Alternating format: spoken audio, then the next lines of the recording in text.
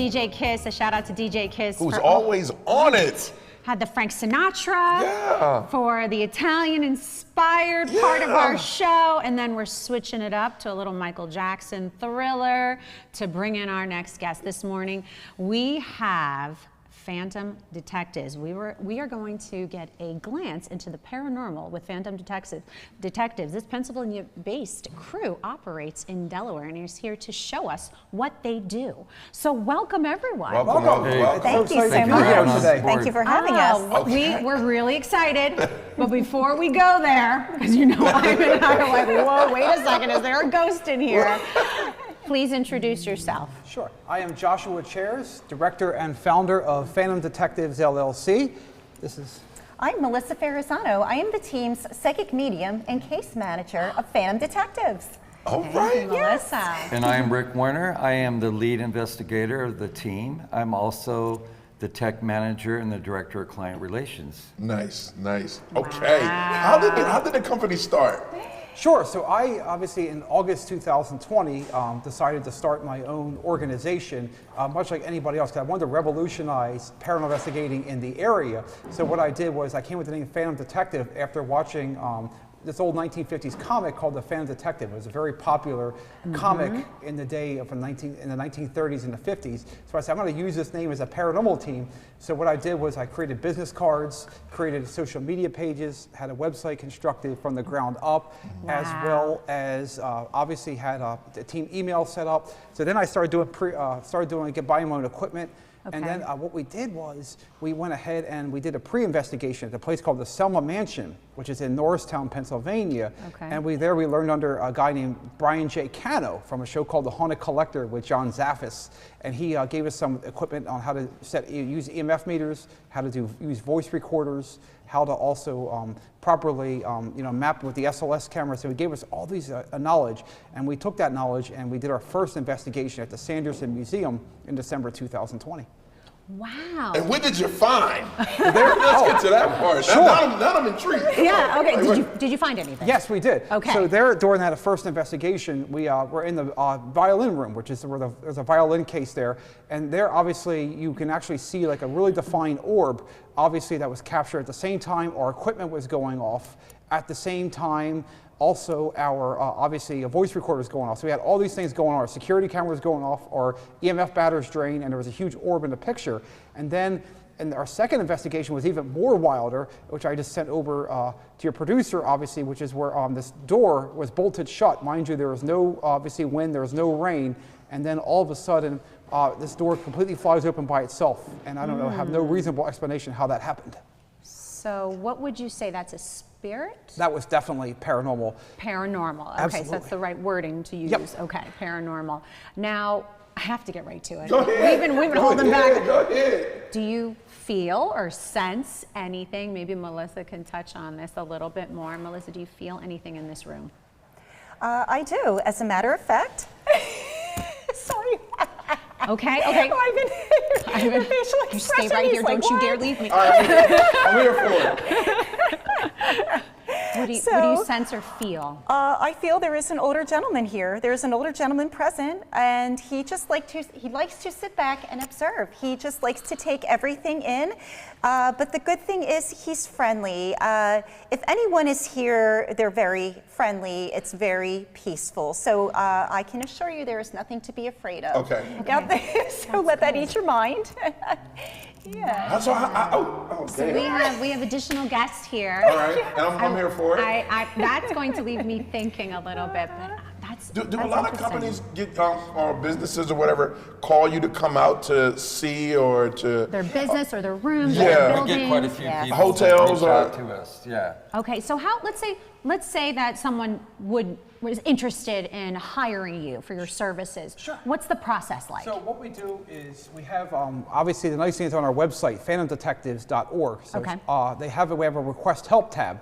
People can click that tab, and then what they do is obviously this will pull up a case form. So we have cases basically. So obviously if a client wants an investigation done, they'll fill out the form on darkmatternews.com, our sister website, with all the information about, like, are you seeing a full body apparition, partial body apparition, are you sensing things? So basically just give as much information as we can about the case. And then what happens is After we get the case, it goes, once the email's sent, it goes automatically to Melissa. She's also case manager. Okay. And then she'll reveal the details of the case. She'll say, I have client A that's experiencing loud bangs and obviously noises in the home or business. And then what happens, she'll share it in our group text message with Rick and I. Okay. And then after she shares a group text message, and then Rick will do an audio interview with the client. And could you describe that process, Rick? Yeah, so what I do is, once I get the information of someone who thinks they have some paranormal activity that's taking place, could be the home, it could be a business.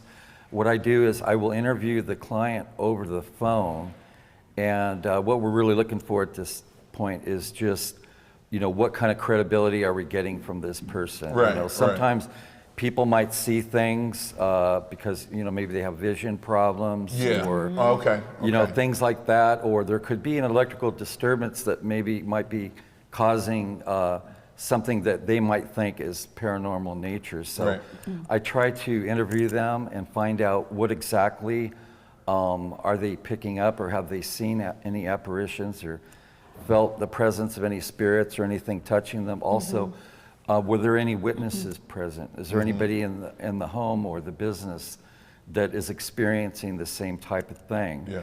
And then if we feel that it looks like it's going to be a good case, then we make arrangements with them to set up a day and time to come out and conduct an investigation. Now you say when you find something, do you go and do you get it out? When you tell people to move? What happens after? Well, what happens is, so we'll go into a place.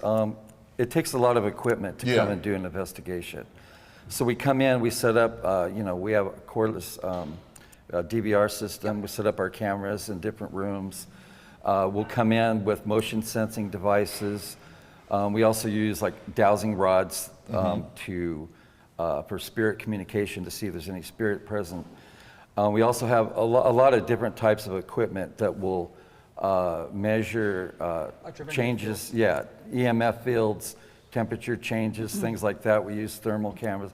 So rather than just going off of what somebody tells us, we're searching for the data. We're searching for the facts of this case. Does it appear that there's paranormal activity there? And sometimes, most of the time we capture things, but even if we didn't capture something, it doesn't necessarily mean they don't have paranormal activity, because sometimes the spirits just don't want to communicate with you at that time. Okay, so give me a time that you went out and you saw something that was blew your mind. Oh, I want to say, actually, this last investigation, actually back in July that we did, and obviously on this, Melissa was taking digital camera pictures when there's no one in the room, and she went ahead and photographed this full body apparition through the window that you can see, and obviously, there was nobody else in the room. Could you describe that a little bit, Melissa, briefly? Yes. So as I'm the team psychic medium, but I also use the equipment as well. So we use a digital camera, and I go around each room and I take sets of 3. And the digital camera will pick up things that we may not see with the naked eye. So reviewing this footage, there was a lady staring back at me in a window, and she looked like somebody dressed from maybe the late 1800s. She looked like a Victorian woman. Now, this was at a restaurant where we investigated, and apparently the restaurant employees have heard the sound of a woman calling their name. So it makes me wonder if that is who I captured. So it's up to us as investigators to rule out any possible we always look for that logical explanation first. Was there anyone behind me? We're trying to rule everything out because not everything is paranormal. But in this case, we could not explain this image. So we take that back to the owners and we present that. So that's a lot of what we do. Awesome. It's fascinating. It really is. And I'm sure that when you share this maybe with some people, they may not connect right away until they experience it themselves. Exactly. Yeah, And I'm exactly. sure you've seen countless stories and have talked to countless people about their experiences to know that it is real. Absolutely, and a lot of You times see it. You have the equipment to prove it too. Exactly, and obviously a lot of people, we're also skeptics too. Like, we don't believe all the claims, but we use the equipment to set it up, and we're using the scientific method, which is developing the hypothesis, testing the hypothesis, and then see if we got results based on the available data from our equipment. How fascinating. Oh my. Wow, that is so neat. Oh gosh, I remember. Oh man. I have a friend that I think Need you? Needs the help? No. Needs the help? No, that I think dabbled in this a little bit. But this was years ago, and I was very uneducated about it. I didn't know anything about it. I'm like, okay, yeah, sure. But then later on in life, I started to believe it. Wow. I did. I started to believe it, and I guess you had to go through life to experience it a little bit more. But it's interesting that you said, Melissa, that there's a spirit in here right on set. And I'm sure that people can hire you for medium services. When they go buy a house, restaurants, whatever it may be. Yeah. Yes. Individually, you can be hired for your services as well. Yes, I do have my own business where I do this sort of thing. I can come out to locations, businesses, people's homes, and I do individual readings as well for people. Yep, through my website. That's exciting too. Look at that. Yeah. We're gonna get a read on the new DETV office and floor that we have here. We got to make sure everything's good, clear the air of any bad energy, make sure we're good. Any bad spirits, they got to go out that door. Yeah, you got to pay a fare. Sometimes the spirits, you go into a place and you get some that are very welcoming, they're very warm, like they're okay with you being there. Okay. Because we'll do things like EVP sessions, we'll have our digital recorders on, we'll ask questions, try to get a word or a sentence, and we'll use our instruments and things as we're asking questions. For an example, like, are you okay with us being here today? We'll use the dowsing rods, and it'll cross over as a yes answer. So the dowsing rods will cross over as a yes if they're okay. Sometimes they'll just plain say no. And you get that happens sometimes where there's negative energy there, and they just don't want you to be there at the house. And then some do. I'm the brother in the scary movie. So you might have a mix of like, okay. You might have a mix of